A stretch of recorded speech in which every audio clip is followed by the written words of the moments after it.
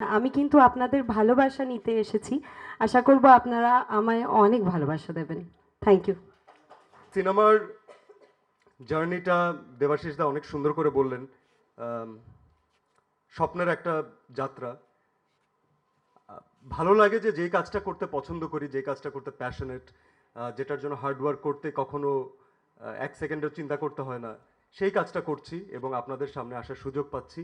Benefit যেটা হয়েছে, নতুন এডিশন যেটা হয়েছে, খুব অদ্ভুত ভালো একটা টিম নিয়ে আমরা কাজ করছি। আমরা আমাদের কাজ শুরু করেছি এবং আমি দায়িত্ব নিয়ে বলতে পারি যে বাংলাদেশের যত বেস্ট বেস্ট টেকনিশিয়ানস আছেন, যারা ক্যামেরার পিছনে কাজ করেন, আমি বলবো যে আমাদের টিমে এরকম অনেকেই আছেন, ম্যাক্সিমাম মানুষজনই তাদের জায়গাতে সেরা এবং প্রত্যেকে মন দিয়ে একটা ভালো সিনেমা করার ট্রাই করছি আমরা। আমাদের প্রডিউসার আমাদেরকে মোর দ্যান এনাফ সাপোর্ট দিচ্ছেন, তারা আমাদের ভিশনে বিশ্বাস করছেন। আমার ডিরেক্টরের সাথে আমার সেই সিঙ্ক আছে, আমার কো আর্টিস্টদের সাথে আমার সেই ভালোবাসা আছে, সেই সিঙ্কটা ক্রিয়েট হয়ে গেছে অলরেডি। সো আজকে তো জাস্ট একটা ঝলক দেখাবো আপনাদেরকে।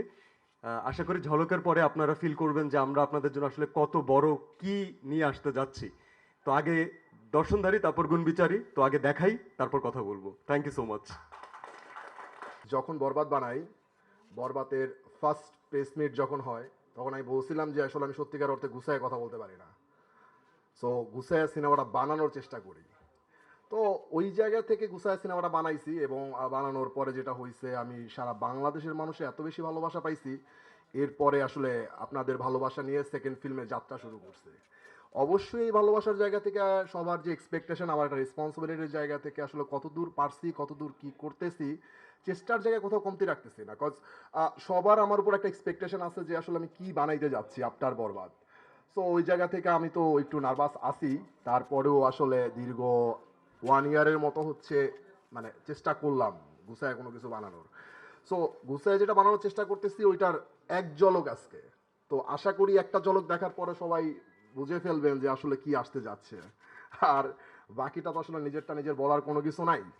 সো আপনারা দেখেন, এরপরে আপনারাই বলেন এবং আশা করি ভালো কিছু করছি আমরা সবার চেষ্টায়।